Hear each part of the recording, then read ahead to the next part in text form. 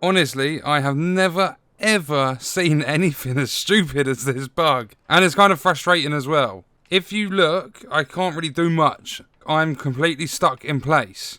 All I did for this to happen was literally, there was a high-end drop on top of this van, like truck thing. I climbed up, grabbed it, dropped back down, and now I'm stuck. I can't combat roll, I can't take cover, I can't shoot, I literally can't do anything, I can't move. In fact, I can't even pause or go to the world map. I've just taken over this control point. Lucky enough it was only level 1, but I now have to completely restart my game. Okay, so I showed the clip a minute ago just because I found the bug quite funny. We are at Jefferson Plaza because this is invaded. I want to try and clear the invasion, but thankfully I have finally got the BTSU gloves. These make skill builds incredible to use.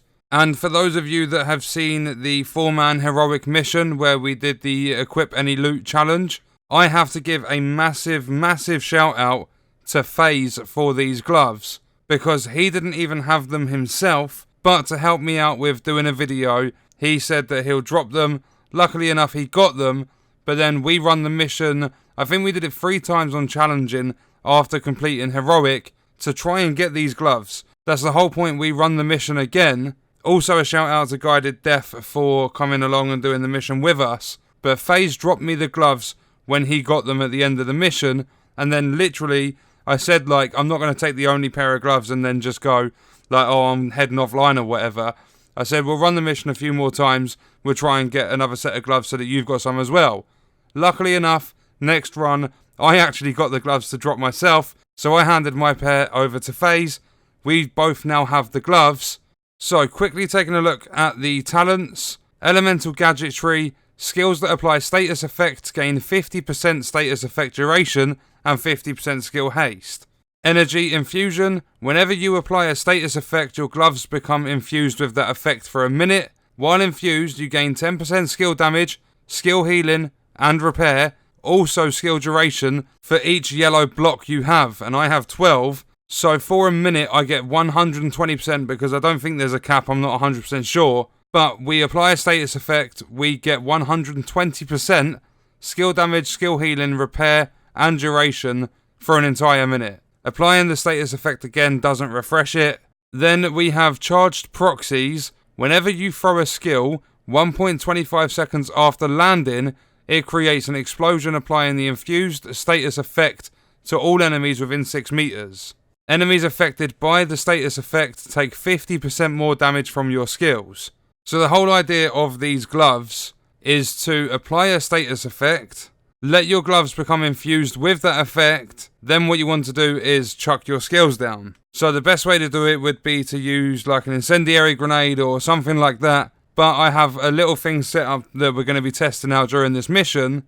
I've also got 2 utility mods and a defensive mod on these gloves. But we finally have them, and I've made a couple of changes. I've improved the build a little bit since last time. So a quick run through. We have Providence for 10% skill power. That is our mask. 9% skill haste, which is dreadful. 390 skill power, and then we've modified destructive onto this mask. That's the only reason the skill haste is so low. The bag has accuracy, critical hit chance, 40% skill haste. Destructive for explosive damage and tech support, which grants 25% skill damage for 10 seconds when you get a kill by an active skill. On the chest, we get a 20% skill haste boost because of Alps, 747 skill power, and then a utility mod slot. There's some other things on there as well. The holster will give us drone skill power. We don't use that, but I've got 2 pieces of Wyvernware on here. 35% skill haste.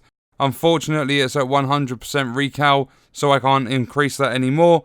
633 skill power, then a utility mod, and the knee pads are the second piece of Wyvern. 22% skill haste, which I can improve if I find any better knee pads. Then we also have calculated. Kills from cover reduce skill cooldowns by 10%, and that works out because when you're using skills, you're typically spending most of your time behind some cover. I've started crafting mods for these just to try and boost them as much as possible. My turret now, my assault turret, I've got it from, I think it was like 7,500, which is pretty much base, A lot of you guys pointed that out in the comments. I can now get it up to like 22,500. So the assault turret is a lot stronger now. But looking at the cluster seeker mine, 17.7 second cooldown, that can be improved by a decent amount, but it's fine for the time being. The damage is just short of 410k, which I think is quite good because I have 10 mines that come out of this thing. The blast radius isn't massive, but that doesn't matter too much. You can see the mods there. 6 extra mines, 66.5% damage, then 92.9% damage. And taking a look at this, it's got a 19.7 second cooldown. It lasts for 5 minutes. 250,000 health, 4,600 damage, 15 meter range, 10,100 burn damage with a 6 second duration. The mods I'm using are 82.7% damage, 95.5% skill haste, and then 86.3% skill haste as well. But the main reason I'm using the incinerator is because I want to be applying the burn status effect, then chucking down the seeker mine, because applying the status effect obviously infuses our gloves. But without further ado, Jefferson Plaza, on challenging, invaded. Let's do it and see how well this performs. This first area might not be amazing, unless I can get somewhere down here. This is perfect. So I'm going to put that there. That should auto turn on because there's enemies. Then we're going to seeker mine. You should see the explosion. That big circle has popped up. And just look at the damage, 520,000. I think there was bigger numbers popping up there. And we don't have too long of a cooldown. I'm going to turn that off because there's no enemies. Like, there's no enemies within range. And then I'm going to chuck my seeker. I think that's the last enemy.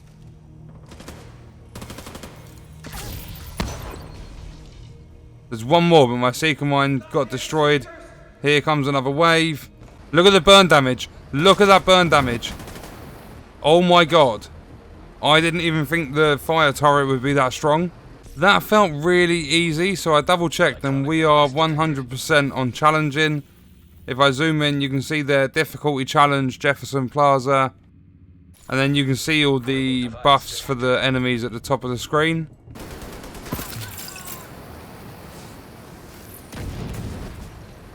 That's insane. This is so easy. This is challenging.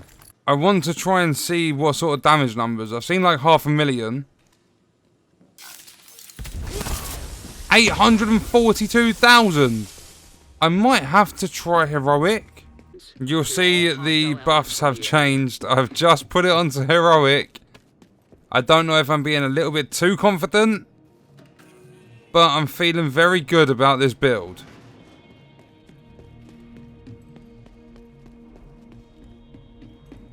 We're starting with a big guy down here.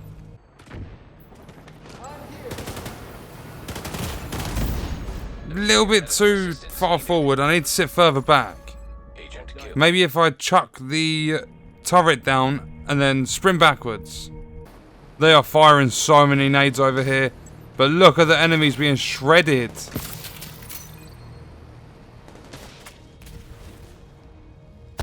And then big guy comes along and he just kicks my turret. I'm so dead. Gotta be hiding.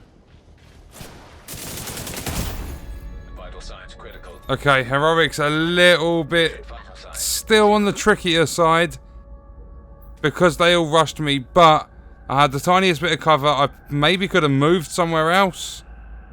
Behind that bench or something, I don't know. But that was just a quick look. You saw, like, obviously the difference between challenging and heroic. Challenging, the enemies are scaled to your group size. Heroic, they are scaled to max group size, regardless of how many people are actually taking on that difficulty. So that what I've just done, or attempted solo, is actually scaled up for a full group of 4. Whereas challenging, set for 1 player, we absolutely obliterated. So this build isn't really, like, you can make it capable of doing heroic. If you're patient, you get the right missions and stuff like that. There's a lot of different factors and skill levels and stuff come into it as well. But this build, like, if you can get your hands on the BTSU gloves, then you're in for a good time. They're amazing as long as you're applying. I might actually quickly go back and try the assault turret because I didn't get around to that. But the BTSU gloves, they are definitely worth going for. The way to get them isn't a guarantee. You have to grind for them. It's not Camp White Oak. You don't have to do that. Any Black Tusk activity in the entire game, bounty, control point, territory control, whatever activity, missions, as long as it's Black Tusk. So if you're going for missions, go for the invaded ones. And I believe it's any enemy can drop them, but the best chance you have are the Wi-Fi guys. So you'll see like the internet signal bar kind of thing to the left hand side of their health. Or the good old medics. I don't think red bars can drop them. Again, not 100% sure. But medics and the Wi-Fi guys are your best chance of getting them. Any Black Tusk activity. So let's quickly go back. We'll try the assault turret. We'll see how much of a difference it makes with 15k extra damage per shot. I've put it back to challenging. I'm just going to test the assault turret quick. I've probably dragged this video on way longer than it should have been. I apologise for that, but I wanted to test a few different things using these gloves. So let's see. Where is that? Down there. That was perfect. I just want to see how much it shreds. It's only doing 14,000.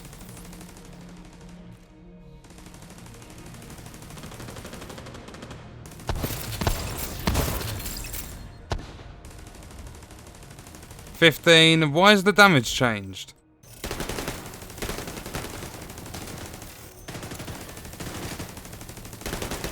I'm actually getting 31,000 damage per shot.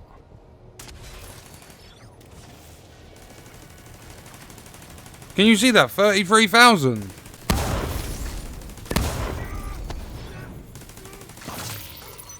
I'm seeing like 50,000 damage numbers and stuff. I'm gonna be honest, it's freaking me out a little bit. That's crazy numbers. That was a look at the BTSU Datagloves, the exotic gloves, the first pair. Don't know if there's gonna be any more in the Division 2. Let me know your thoughts and stuff in the comments. Have you managed to solo heroic with them? I hope you guys enjoyed the video. Thank you for watching.